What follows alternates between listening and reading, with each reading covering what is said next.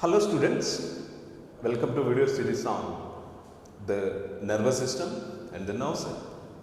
Students, have you ever thought the basic use of an electrical pole which is there in our surroundings or in our neighborhood area?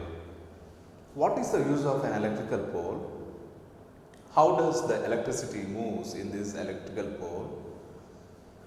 So, what is the purpose of having this electrical pole? How we are getting electricity which was produced in the power plant? So, how we are receiving a cell phone charging which is generated, which is a power of energy generated in power plant. So, let me say a few points. If the electricity wants to move from one place to another place, it requires some mediators or intermediate structures. These are nothing but the important nerve cells.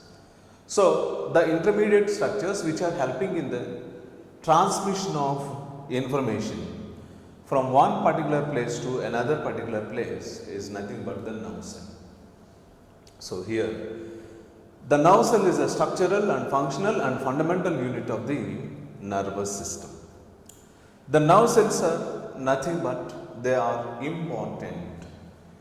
They are very important structures which plays an important role in the transmission of information from one particular place to the sense of touch, the sense of pressure, sense of vision, sense of hearing, all are carried towards the brain with the help of this electrical poles. Whatever I said to you, they are nothing but the nerve cells. So, the nerve cell is a structural, functional and fundamental unit of the nervous system. Basically, there are three different types of nerve cells are there based upon the structure. So, what are the three different nerve cells based upon their appearance or structure? They are respectively the unipolar nerve cell, second one the bipolar nerve cell, the third one the multipolar nerve cell. Unipolar, bipolar, the multipolar nerve cells. In the figure you can see the unipolar and multipolar nerve cell. If you see, this is a multipolar neuron. Why? Because it has multiple regions, multiple poles. Whereas this one, if you see this one, the middle nerve cell, which is nothing but the bipolar nerve cell.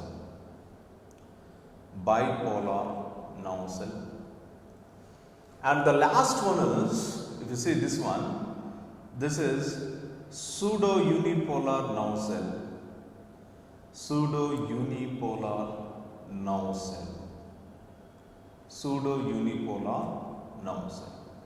These are the three different variations seen in the nerve cells.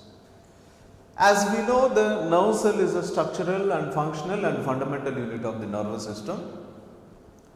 Here, if you take a unipolar nerve cell, how can you define a unipolar nerve cell? If you see here, the typical unipolar nerve cell generally looks like this. It has only one pole.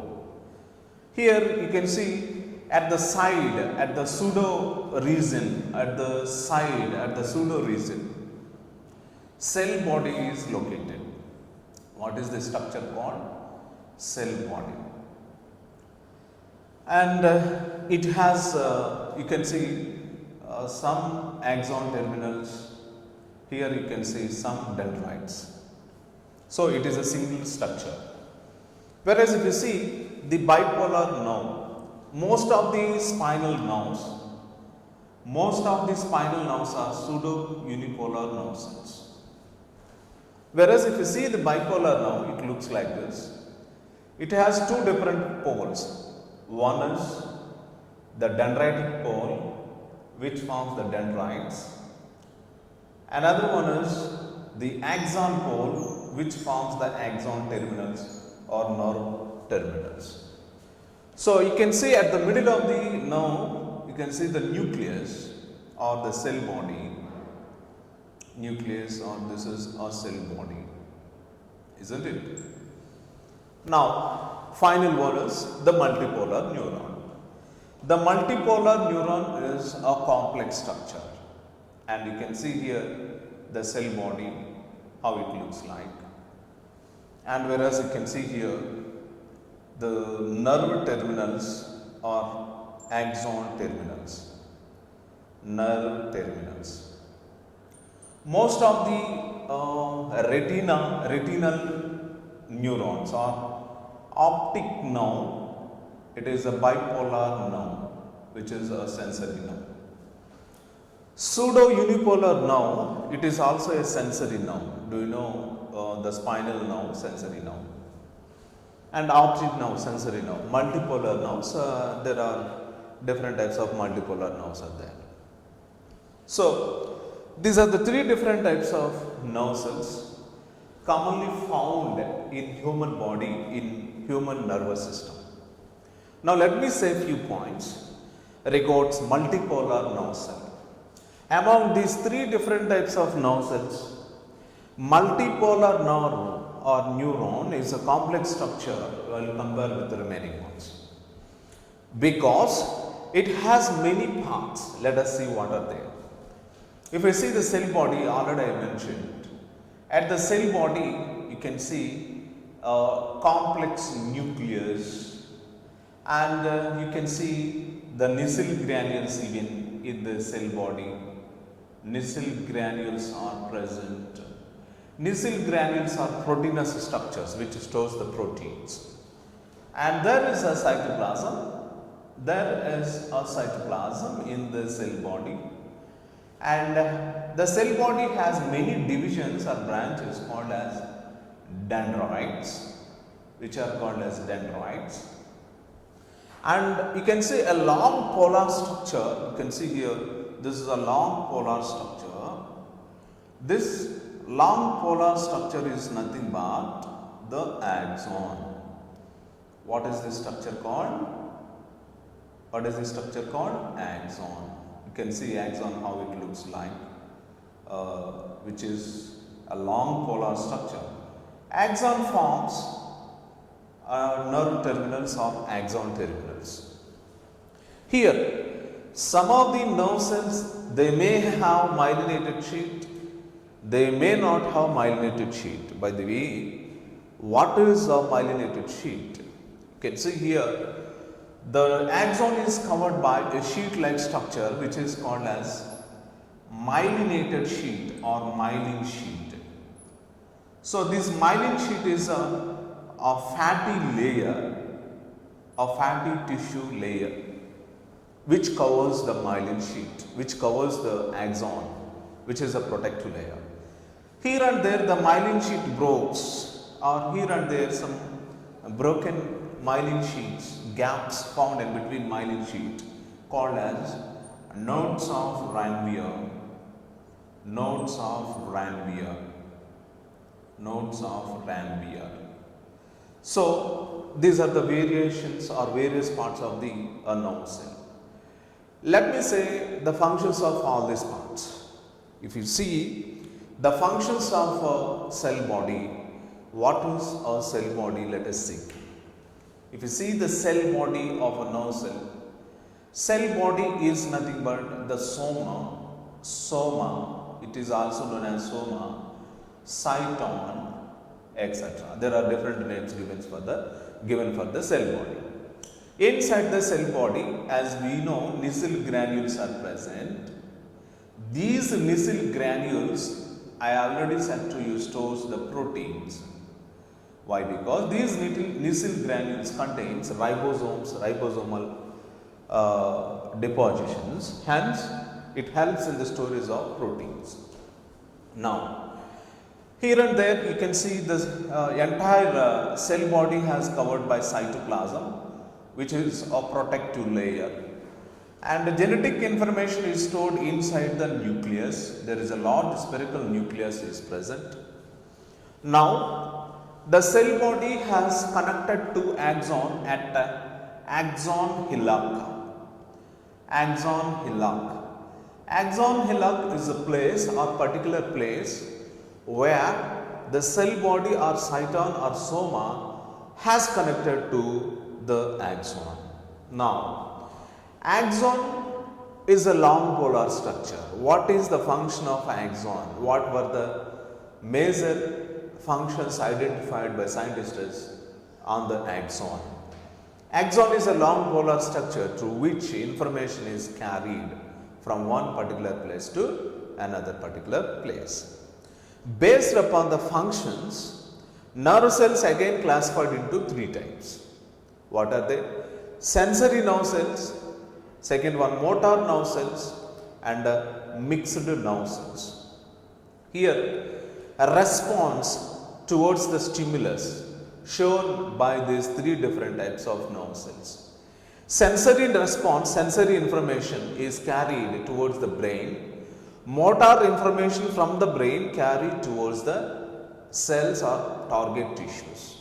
Let me define how the brain able to analyze the particular information, how the nerve cells are carrying this information towards the brain, how these motor nerve cells bringing information towards the target tissues. For all these questions, we have to find out the answers. Suppose, here if you see, there are some dendrites, right? These dendrites do not contain any Nissl granules. These dendrites of one nerve cell has connected to another nerve cell dendrites or the nerve terminals or axon terminals. So, from one nerve cell to another nerve cell, the information is carrying with the help of these connections in between the nerve cell. And these dendrites forming a functional area of two different nerve cells called as a synapse. What is that called? Synapse. Synapse is a small gap in between two different nerve cells where exchange of information is done. Okay? Now, the myelin sheet which act as an insulator to give specific temperature required for the nerve cells. Now, here the axon has many gaps, which means there are some broken gaps which are called as the nodes of Ranvier. In these nodes of Ranvier, the information is carried in the form of small electrical impulse. So, here in this gap, the electrons are jumping from one particular myelin sheet to another one particular myelin sheet. That is a thing which we have to remember. Now, finally, the axon terminals, nerve terminals, one nerve axon terminals can connect to another nerve cell dendrites or axon terminals. Even here also at the nerve terminals, synaptic junctions, synaptic clefts are formed. Here, the nerve terminals secretes some neurotransmitters. These neurotransmitters carrying information from one particular nerve cell to another particular nerve cell. These are the points which you have to remember in the structure of a nerve cell. Now, finally, based upon the functions, I already said to you, nerve cells are classified into three types. So, there are three different types of responses are found in the three different types of nerve cells. The first one is a sensory nerve. The first one is a sensory nerve or sensory nerve. Second one, the motor nerve. Third one, mixed nerves. Sensory nerve. Let us talk about sensory nerves and examples. Sensory nerve is nothing but the afferent nerve which shows or which brings the afferent sensation towards the brain. Brain as a major organ in the central nervous system, which means brain receives afferent sensation through this sensory nerve. So, what are the sensory nerves which we found in our body? Any nerve that is bringing information, which means if you take an optic nerve, which is a sensory nerve, and whereas if you take a auditory nerve, oculomotor, not oculomotor, auditory nerve, and a hypoglossal nerve, which are sensory nerves, best examples. If you take oculomotor nerve, which is a good example for the motor nerve, motor nerve is nothing but it shows a type of sensation called efferent sensation, which means brain analyzes the sensation or external stimulus. Brain receives information whatever happened in our body through stimulus, which is carried by the nerve cells. Now, there is a small electrical impulse or electrical potential generated by the nerve cell to carry this stimulus towards the brain. So, when brain analyzes the particular information, the motor nerve bringing that analyzed information towards the target tissue. Suppose, let me say an example. When you are walking on the road, if you are suddenly if you kept your leg on the sharpened nail, you will withdraw your leg automatically, right? How fast the information is carried, let us find. So, in summer season you may feel some hot, in winter season you may feel some cold. So, these kind of sensations are carried towards the brain for analyzation through this nerve cells. Finally, the mixed nerve. The best example for the mixed nerve is the trigeminal nerve. Trigeminal nerve. What do you mean by tri? Which means the mixed nerve, which is best example is trigeminal nerve, which has 3 different branches. Now, the mixed nerve, which is a connecting link between sensory nerve and motor nerve, hence it is called as associated nerves. Associated nerves or nerve fibers. Now, based upon the presence and absence of myelin sheath on the surface of nerve cells are classified into again 2 types. What are they? Myelinated neurons or unmyelinated neurons. So, myelinated neurons which have myelin sheath on their axon, unmyelinated neurons which do not have myelin sheath on their axon. So, these are 2 types of nerve cells again based upon the presence and the absence of myelin sheath on the surface of the axon. Now, let me say a few points. If you want to learn the functions of a nerve, how the nerve cell is able to function in our body, here, because of this small electrical potential, the nerve cells are able to stimulate and receive the information. So, if you want to learn how the nerve cells are functioning, let me tell you about a nerve cell briefly. Suppose, imagine it is a nerve cell and it is a myelinated nerve cell with a multipolar structure. So, here you can see the axon. Suppose imagine it is an axon and it is a nucleus. Now, here, if there is a stimulus on the surface of myelin sheath or axon, here the stimulus generated, right? So, below this myelin sheath, axoplasm is present inside the axon. Axoplasm is present inside the axon. This axoplasm surface produces highly active sodium ions, and in the axoplasm, inside the axoplasm, you can see highly active potassium ions and the negative proteins. The negative proteins. Now, let me talk about the functions of the sodium ions, potassium ions and the negative ions. If there is any stimulus on the surface of myelin sheath, immediately the sodium ions enters or migrates into this axoplasm, and when the sodium ion concentration increases in the axoplasm, it is considered as a depolarization. Depolarization. Why? Because during depolarization, what will happen? Sodium ions enters into the exoplasm, potassium ions will come to the surface of stimulus, even the negative proteins also. So here negative proteins are going towards outer surface of the neuron and positive ions coming into the exoplasm. Because of this character, it is called as a depolarization. So during electrical potential during nerve stimulus, the first step which happens is depolarization. Okay. So after depolarization, what will happen?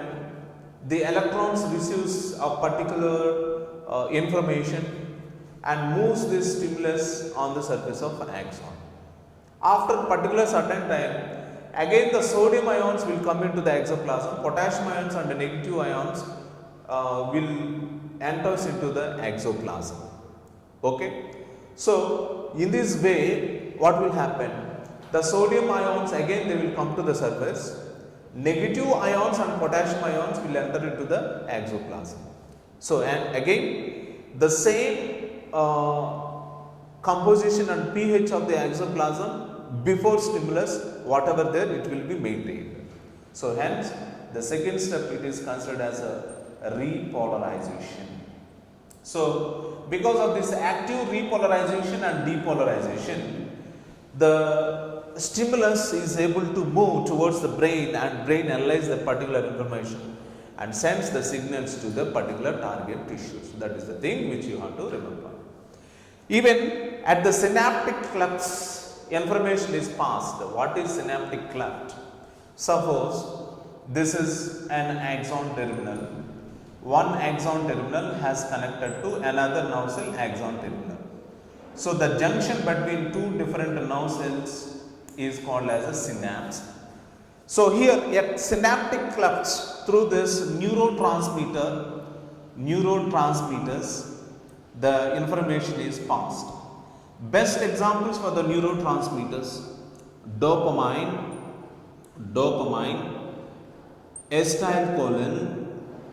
acetylcholine, which are chemical structures that can pass the information from one nerve cell to another nerve cell. During depolarization, the pH of nerve at the stimulus area will be changed. Even during repolarization, the pH will come to normal position. Okay.